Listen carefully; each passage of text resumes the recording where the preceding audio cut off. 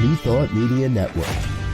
We are a global broadcast network of positive music, media, and entertainment, inspiring humanity's evolution along the journey of enlightenment and creating a world of love, peace, empowerment, and prosperity for all. New Thought Media Network. Positively inspiring.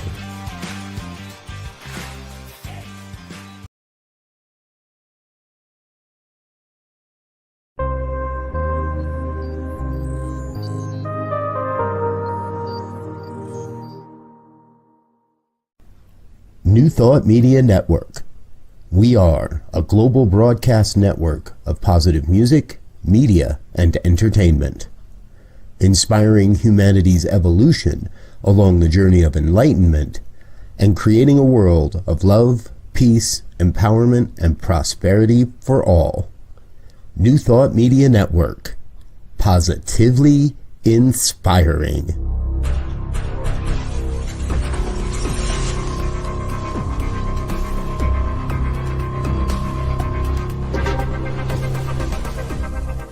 Live from a secure concrete bunker somewhere in Ohio, New Thought Media Network presents Pastor Michael Mangus with Friday's Fireside Chat, spiritual conversation for today.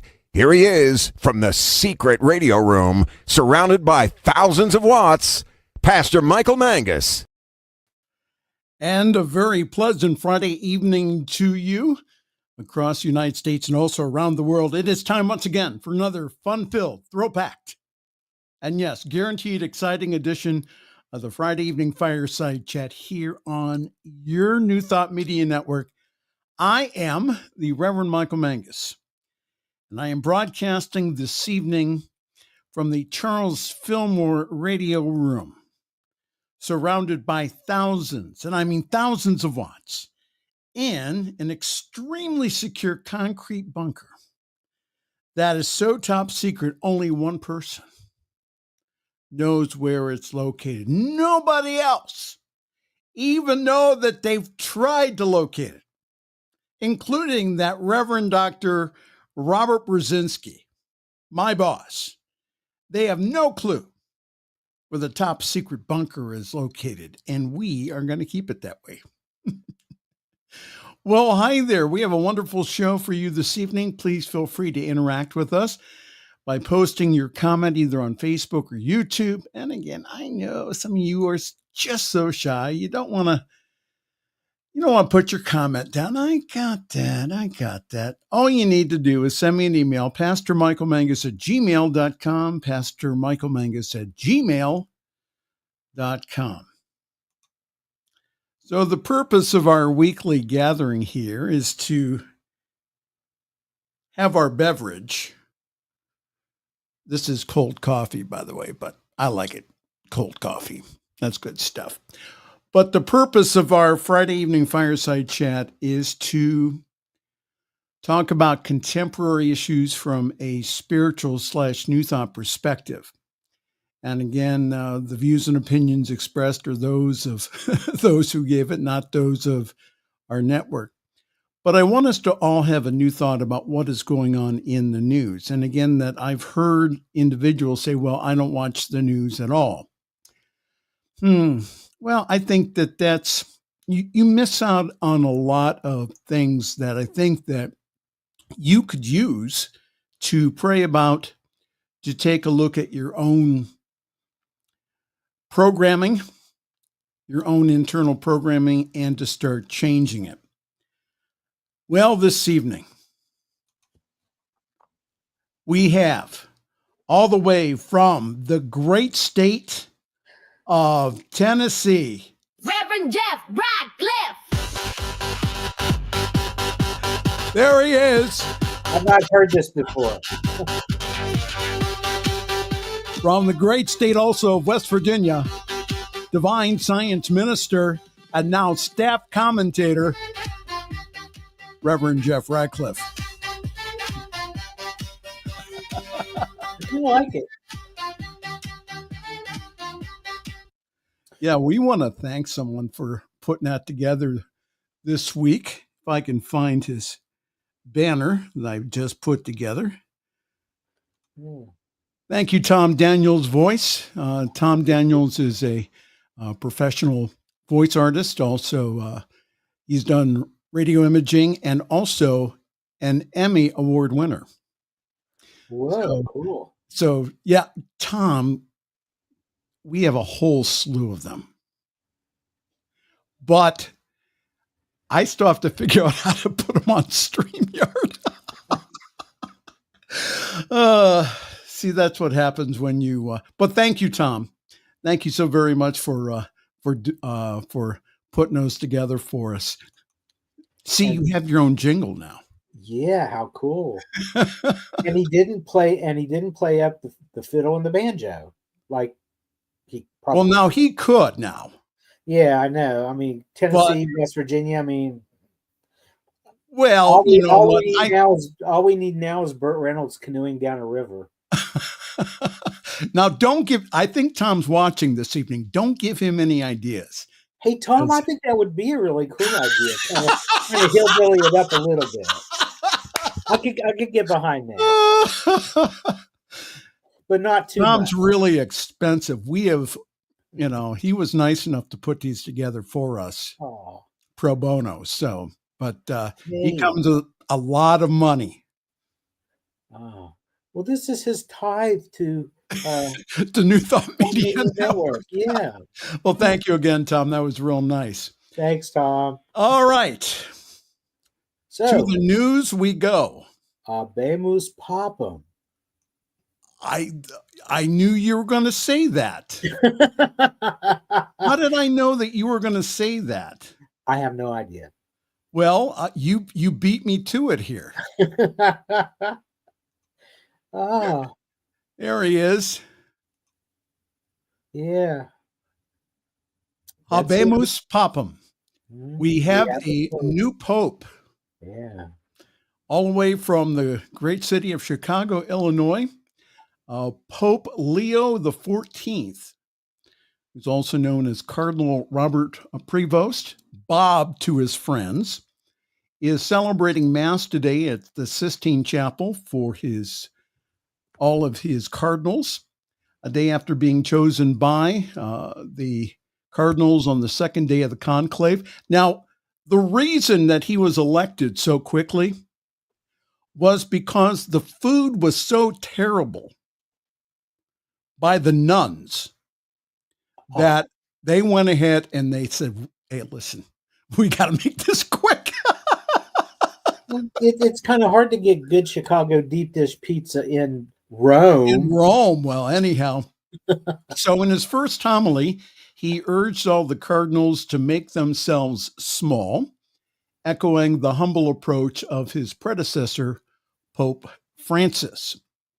And Leo is the first U.S.-born pontiff. He's 69 years old from Chicago. He has spent most of his time, though, as a priest outside of the United States in Peru, where he served as a bishop.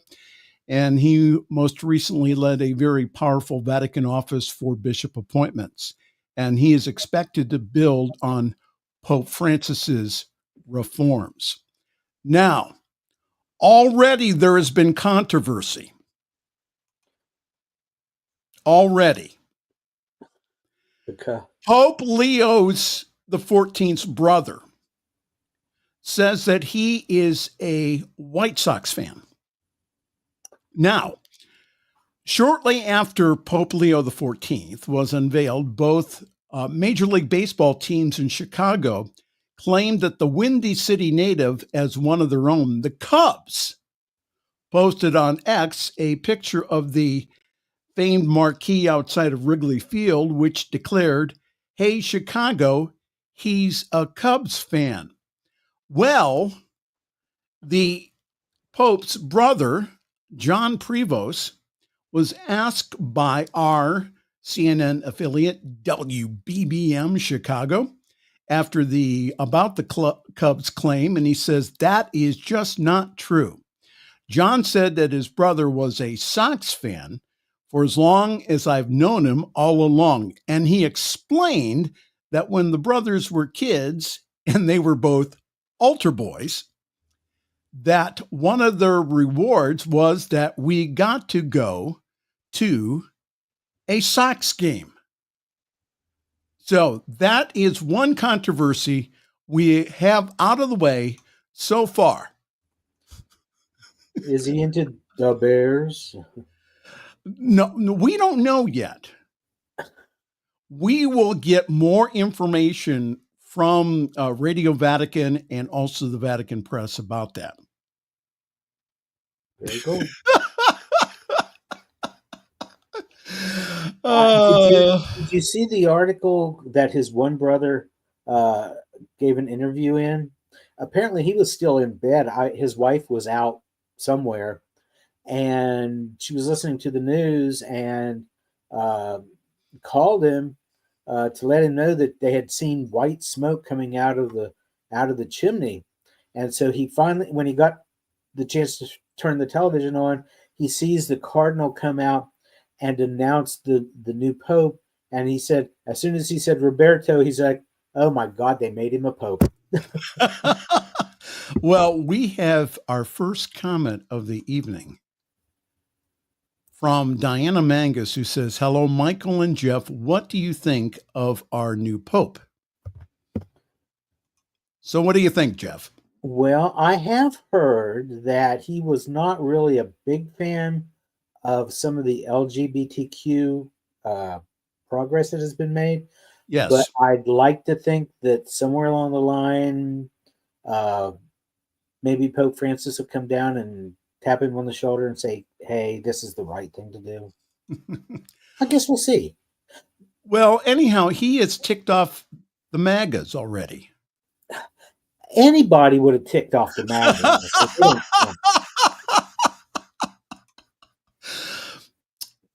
Just now, Trump was nice. 47 was nice. He went ahead and he gave a very nice post on Truth Social. He didn't. But despite his congratulations, the new pope appears to have posted criticism of the current administration. For the last decade, his social media feed in the name of Robert Prevost, the new pope, reposted articles and posts critical of the immigration policies of President Donald Trump and his vice, who's also Catholic, J.D. Vance. So the post took aim at past comments from Vance accusing the far left of caring more for migrants than American citizens.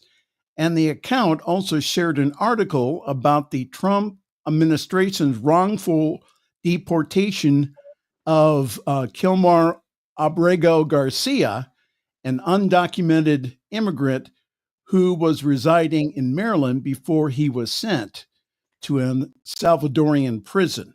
Your comments, Jeff Radcliff.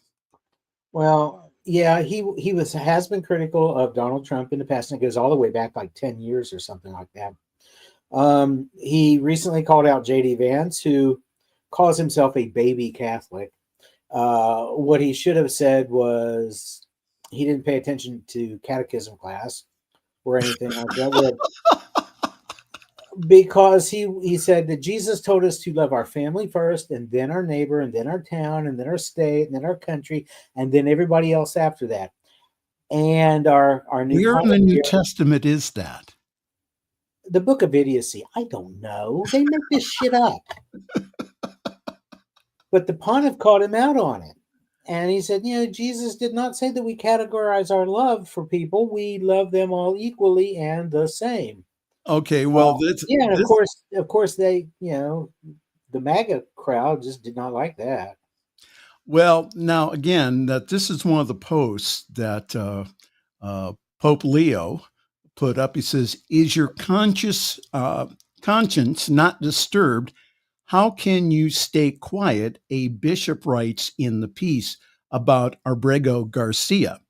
The X account in 2020 also shared a post offering prayer for George Floyd. Mm. Well, yeah, there's another one. And also that feed also shared a statement in which Cardinal Blaise Kupich, the Archbishop of Chicago, called Trump's 2017 move to ban refugees a dark moment in U.S. history. He sees the United States heading in the wrong direction in terms of immigration, and that was said by his brother, John Prevost. His brother told CNN through WBBM. Oh, we're going to have an interesting time here in the next few years, aren't we, Jeff? I saw Donald Trump's, and he didn't write the damn thing. You know he didn't. The statement was much too literate, but he said that he was looking forward to meeting the Pope and all this. And I'm thinking, by the time he tells you all the things that you're doing wrong that are not Christian, you're going to treat him about as bad as you did Mary Ann Buddy. So we'll see. Now hold it. Now he may get an earful from the new Pope. Yes. And all he's got to do, all Pope Leo has to do is call in a bunch of Catholic nun school teachers, and they can just whack old Trump with their beads. Now hold it. Now you're going to bring back bad memories for me. Oh. Okay. Oh, I went to Catholic school. Oh, yeah. And I had some of those nuns. Yeah. You could have been nominated for Pope. You never know when the smoke's going to blow your way. I could have, because I'm a baptized Catholic. Yeah, you never know when the smoke's going to blow your way. This time, but you never know.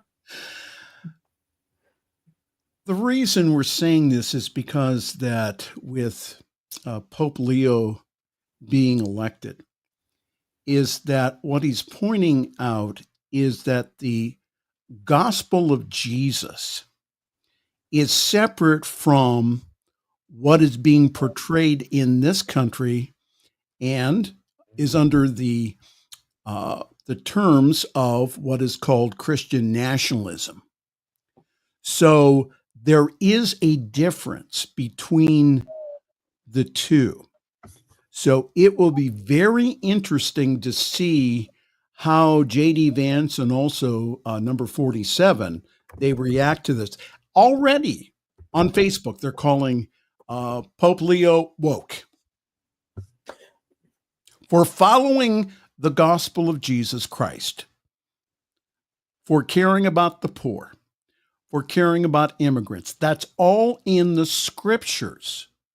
In the New Testament. And again, the reason we're pointing this out is because it's not about a political party. It's about doing the right thing here. Mm. Okay, hold on.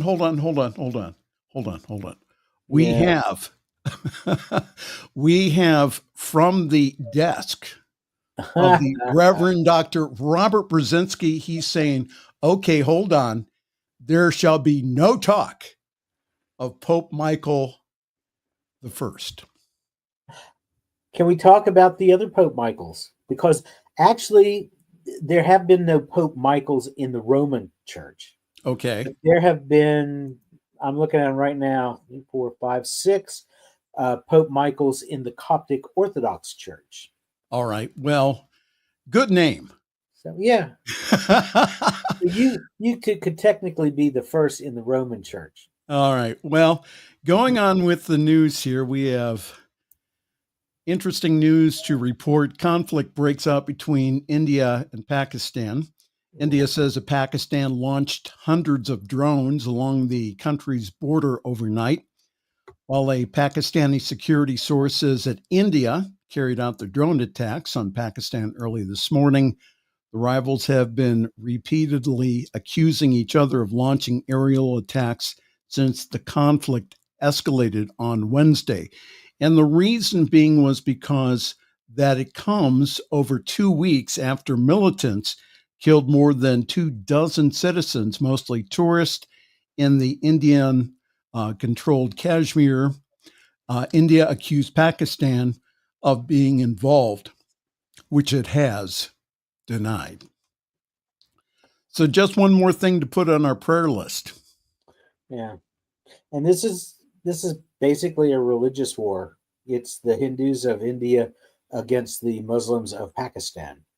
And they have fought over Kashmir for centuries, as I understand. Yes.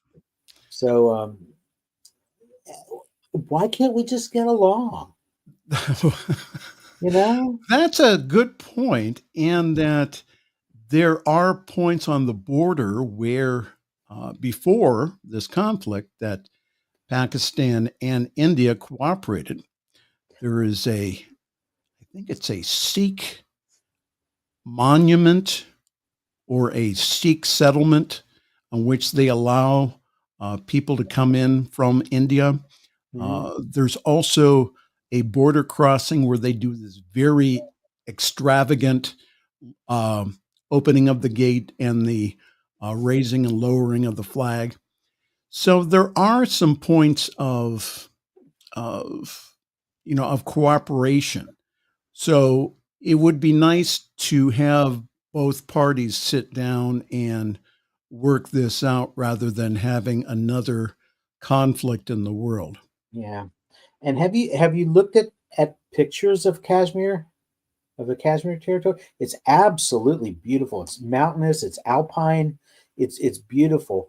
And I can understand why both sides would want to lay claim to it, because tourism there is like huge. It's on my bucket list, to see that part of India. But not while this is going on.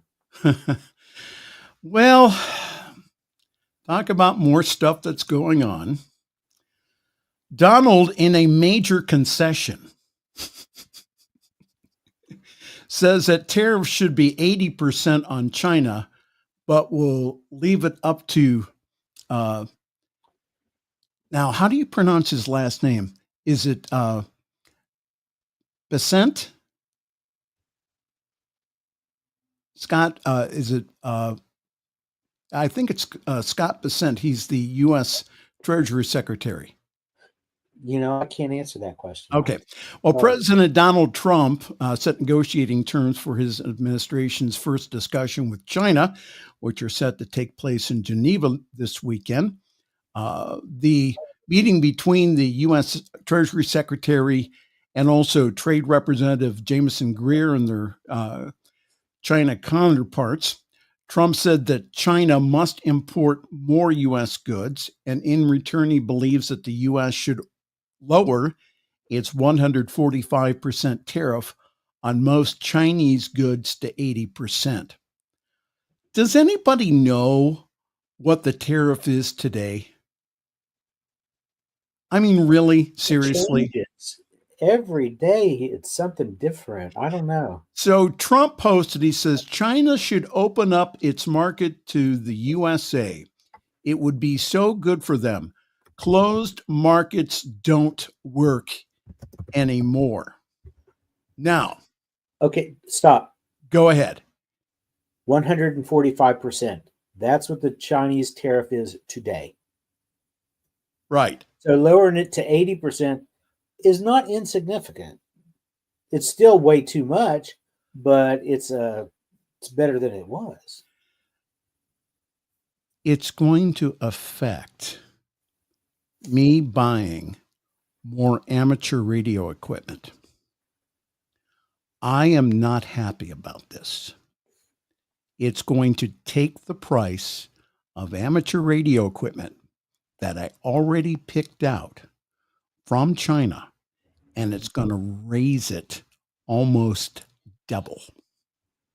I am not happy. But wait, there's more. Barbie doll maker Mattel plans to raise prices in the U.S. to offset Trump's tariff costs. Now, Mattel also makes Hot Wheels and other popular toys. Mattel, the maker of Barbie dolls, Hot Wheels, and other popular toys, said on Monday that it would have to raise prices for some of the products sold in the U.S. where necessary to offset higher costs related to President Donald Trump's tariffs. The El Segundo, California-based company, says that the increases are necessary, even though it is speeding up its plans to diversify its manufacturing base away from China. Again, Trump imposed a 145% tariff on most Chinese-made products. Now, for some highly sought-after toys, Mattel said it would enlist factories in more than one country. To prevent possible shortages, the company said it was focused on getting products to the stores without interruptions. The company says that even with the price increases, it expects 40 to 50% of its toys will cost customers $20 or less. There's going to be a lot of disappointed kids on Christmas I for never got not a Barbie getting doll. their toys. Now, Santa makes most of his toys at the North Pole. We all know that. But he gets a little help. What was it? What was that source of that story that you said, El Segundo? What? The what now? What was the source of that story? The El Segundo. Yeah, that's where Mattel is located. Oh, it's where the. Oh, okay, okay, I got you now. Best decision I ever made was to follow Jesus until he got me lost in El Segundo. He should have taken that left turn at Albuquerque. I don't know. Well, again, I don't know if the whole idea of kids or the young ladies receiving 2 Barbie dolls instead of 10. I don't know if that's going to. Now, here's the thing, hurt though. 'em. What about the stock that's already in the stores on the shelves before these tariffs were in place? Surely they're not going to raise the prices on those too. We But don't I have know. a feeling they're going to. I don't know. Hey, maybe we're going to have to actually celebrate Christmas and the meaning behind it this year. Ooh, yeah, that would be something. I don't know. Or do we call 47? Do we call him Grinch? Well, that's one word for him.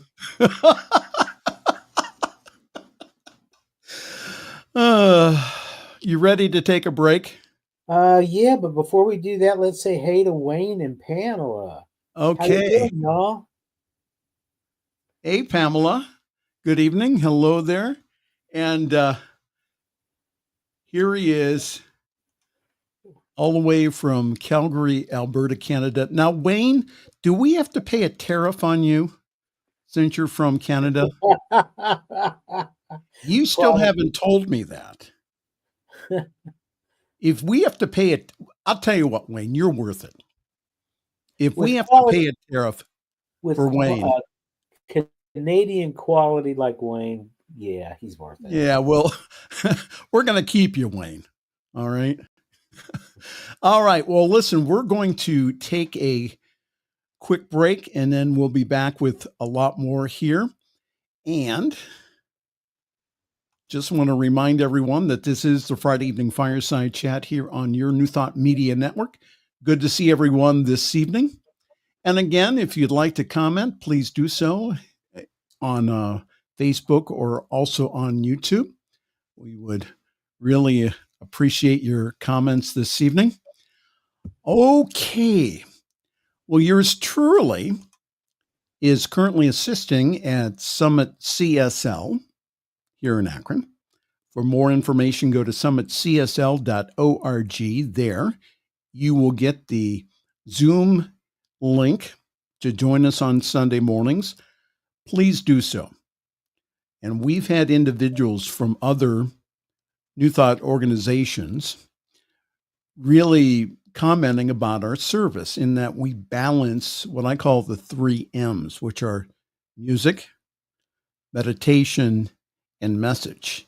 And this Sunday being Mother's Day, happy Mom's Day to everyone out there. The Reverend John Miller will be talking about his spiritual mother. And so please go to summitcsl.org for more information on how to join the Zoom call. We would love to see you if you do not have a church home Or again, we would love just to see you on Sunday mornings. So summitcsl.org for more information. Okay. We're going to take a quick break, and then we'll be right back with Reverend Jeff's Story of the Week here on Positively Inspiring New Thought Media Network.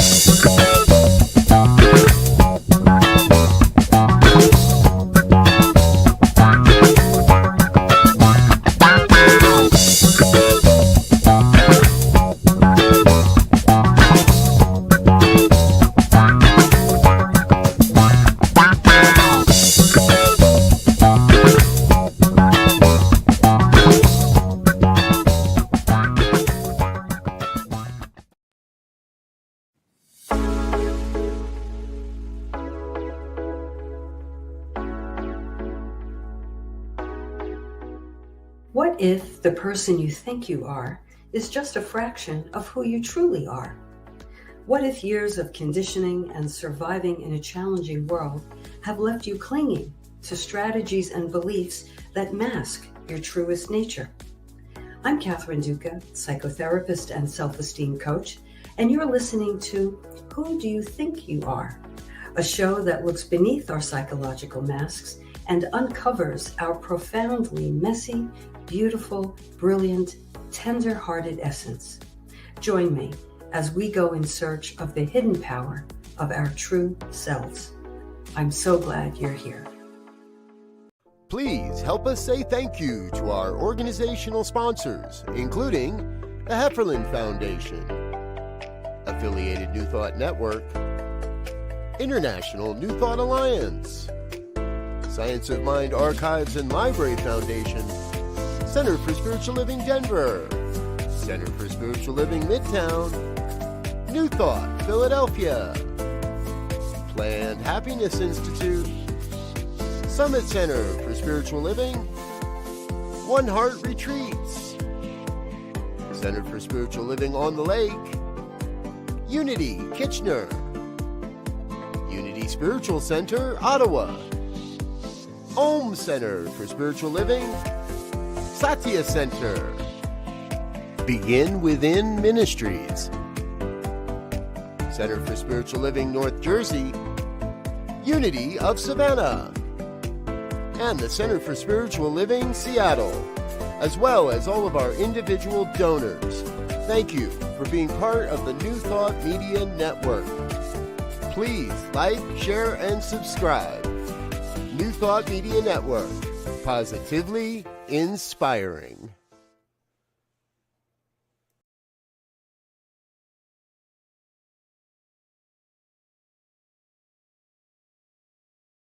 The views and opinions expressed by Pastor Michael Mangus are generally right. However, they are his own and do not reflect the views and opinions of New Thought Media Network, Centers for Spiritual Living, or any other person living or dead. As they say in the 12-Step Recovery Program, take what you like and leave the rest. Here again is Pastor Michael. All right. Ladies and gentlemen, we are here this evening to celebrate the brand new jingle package that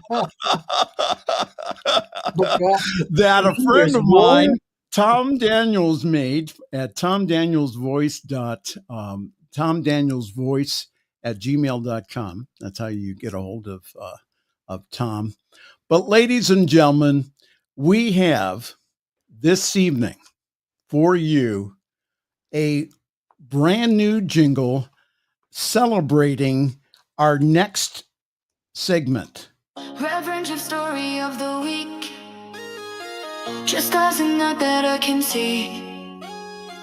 Listen to tell me what to see. When W7 and starts K. Reverend Jeff, story of the week. Just cause a nut that I can see. Budget to tell me what to see. When W7 and starts K. Reverend Jeff, story, Reverend Jeff, story, Reverend Jeff, story. And here I am without any bubble gum. Wow. How about that? That was cute. I like it. Yeah. Again, yes, Tom's really talented. So again, thank you, Tom Daniels. Tom's a part of my radio support group that we meet every couple of weeks of radio professionals in the Akron, Cleveland area. So, Was that Jeff, Lady Gaga? what now? That wasn't Lady Gaga. No, that was from the studios. That was not Lady Gaga. Oh. You want me to get you Lady Gaga now? No, I'd rather have Stevie Nicks, but if you can't get Stevie, give me Lady come Gaga. on. Jeez. What's your story of the week? Oh, and you know, the echo. I miss you doing my echo. Oh, you mean, well, we're working on that too. Okay. Tom and I are working on that. Well, yeah, because So- I need you. Yeah, I need the echo. That's cool. You mean Reverend Jeff's story of the week. Week.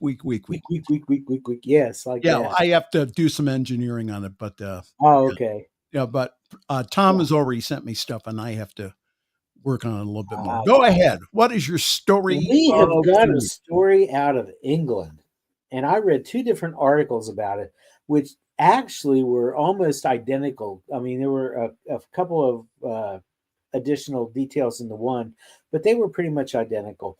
The name of the town was never disclosed, so just close your eyes, lie back, and picture England. And Richard Munoz broke his ankle playing basketball, and he needed some corrective surgery, and that left him on crutches. And so living in an urban environment, a typical day in his life involved a lot of walking beyond the door of his flat, as they call it in England, where he says there was a park across the street routinely occupied by groups of teenagers. And every day after school, these teenagers would assemble there. They'd smoke cigarettes. They'd make snide comments to the occasional passerby.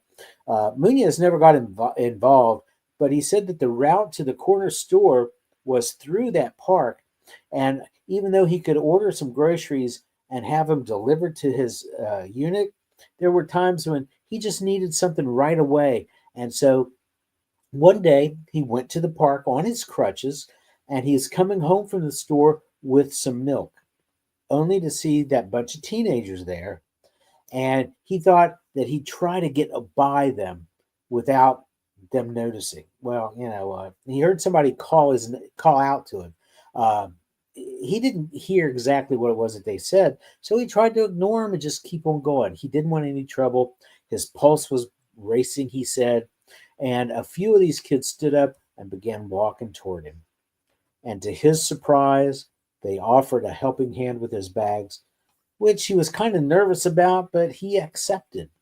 He said, a lot of people were kind to me during that injury experience, and a few weren't kind at all, but by far the most helpful were those teenagers. So for the rest of his recovery, the kids that were loitering around in the park were a constant helping hand. They helped him. They took his garbage out. They let him cut in front of them in line if he happened to go to the store while they were there. And they always asked if he needed help with anything else. And by the end of it, the experience, I guess they were kids from a couple of different schools. He wrote a letter to each of the school's administrators, and he was explaining all these good deeds that these boys were doing and suggested that they be recognized for their efforts. They were really nice to him. Now, he did say that he didn't know whether the letters had been received because he never heard back from any of the schools. He said that he'd been bullied a lot when he was in high school at that age, and the experience helped him to be a little more wary of people. I guess that's not really a help so much as a hindrance when you come to think about it. But nobody should be made to be on pins and needles and walking on eggshells around other people. But he said, this showed me that you can't define strangers from the small glimpses we see of them, even if we see them every day. Because he was seeing these kids be just little mini hooligans, whatever. They were the stereotypical bad kid, but he got to see beyond that to the way that they really are. Well, after he got his ankle healed and he went back to work and was living his life, he's never seen the kids again. Turns out that they were at the end of their school term and they were graduating. And so he assumes that they're off attending college somewhere. But I like this story because Richard Munoz and his experience and what he said about seeing behind the facade of people to what's really there. It's what we do as metaphysicians. It's what we do as New Thought people. We take a look at the surface. We see the surface. You can't miss the surface, but we look beyond it to the great cause behind it. And always, always, the great cause behind whatever it is we're looking at is spirit. It's God.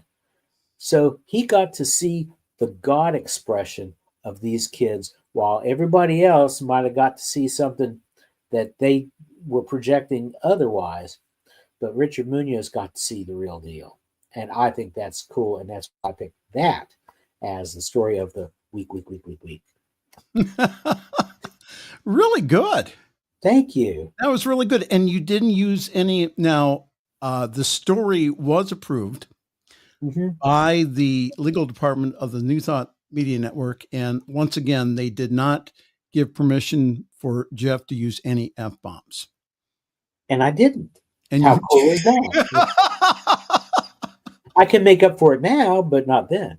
Well, I think you're going to make up for it in the next story. Uh-oh. What do you got? Oh.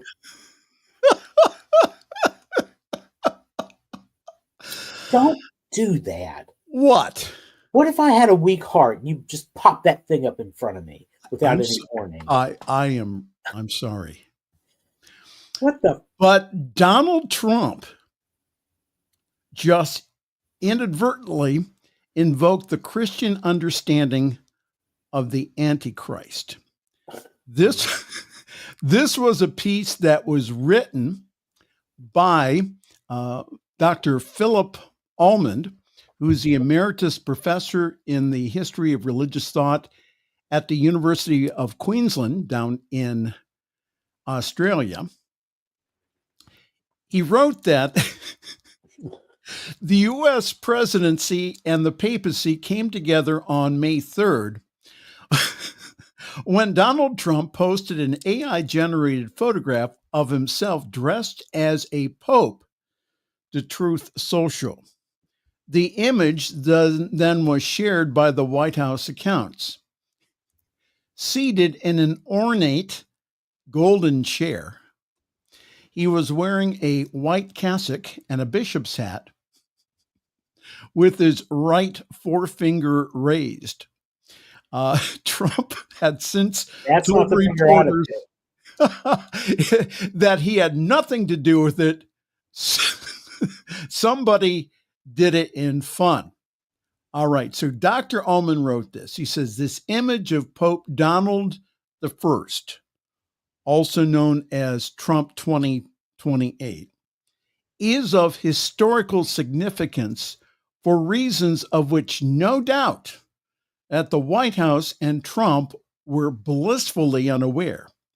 It is the first ever image to combine the two most important understandings of the figure of the Antichrist in Western thought on one hand, and that of the Pope on the other, that of the authoritarian world emperor.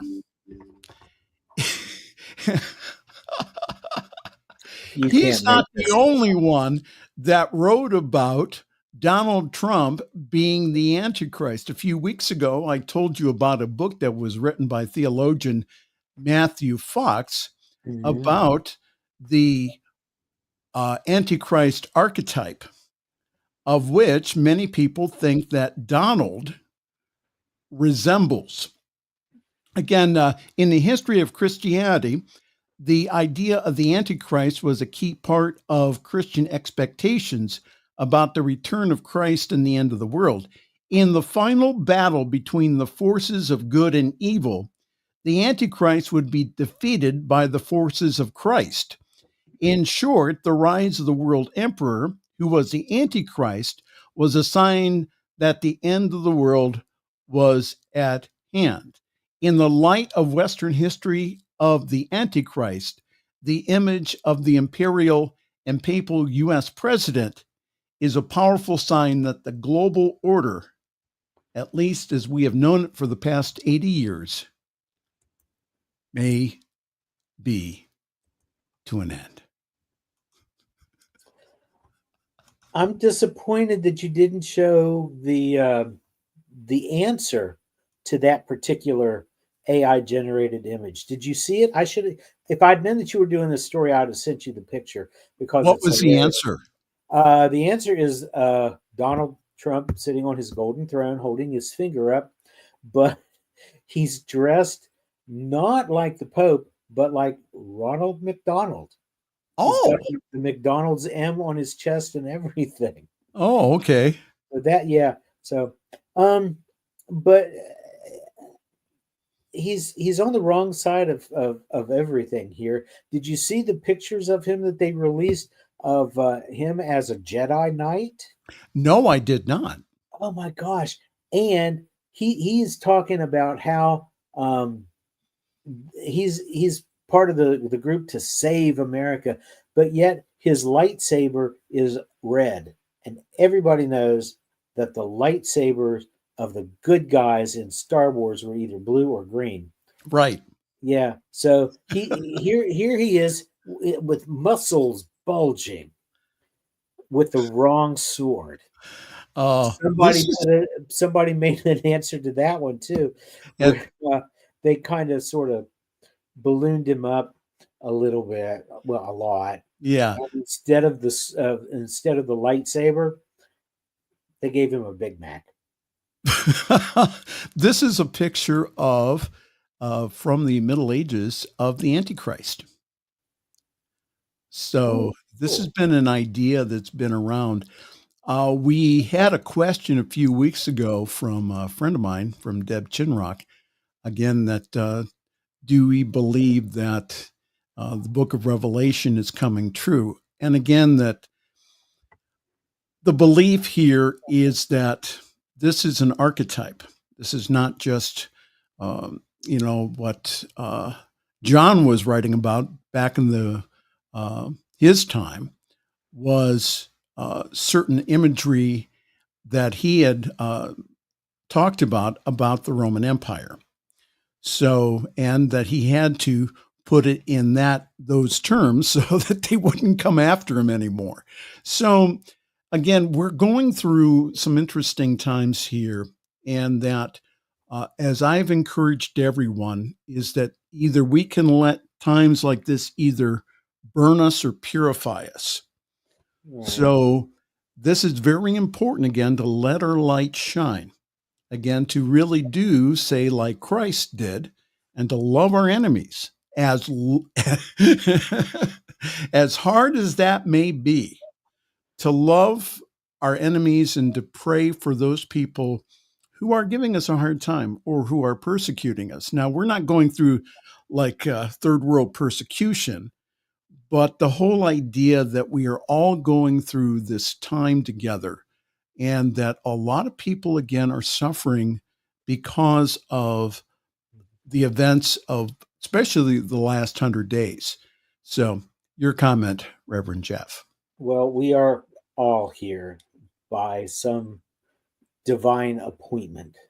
Not that we were appointed to be here by a force outside of ourselves, but something that is within us, because we are all expressions of the divine. That being said, it reminds me of the book of Esther and the story of how she saved the people of Israel from being slaughtered. And that's where the Jewish holiday of Purim comes from. It commemorates her. but her cousin, it was either her cousin or her uncle. They're not really sure what the relationship was. Mordecai. Who she lived with.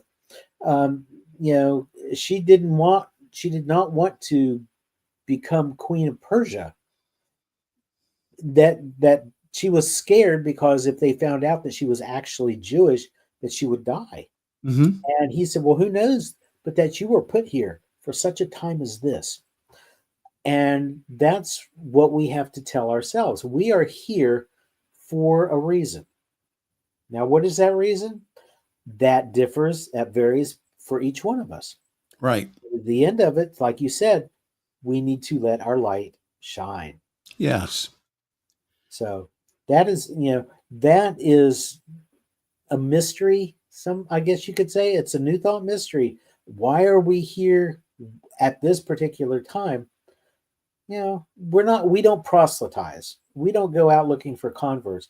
But if we can shine our light and just make somebody's life better, then that is why we're here. Absolutely.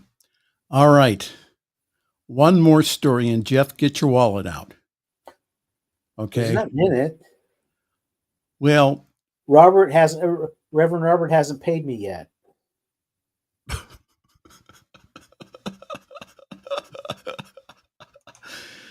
Televangelist. You did it again.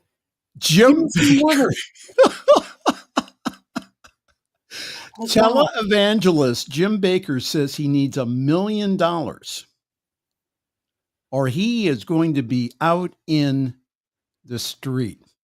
And this comes from the file of prosperity gospel versus prosperity teaching.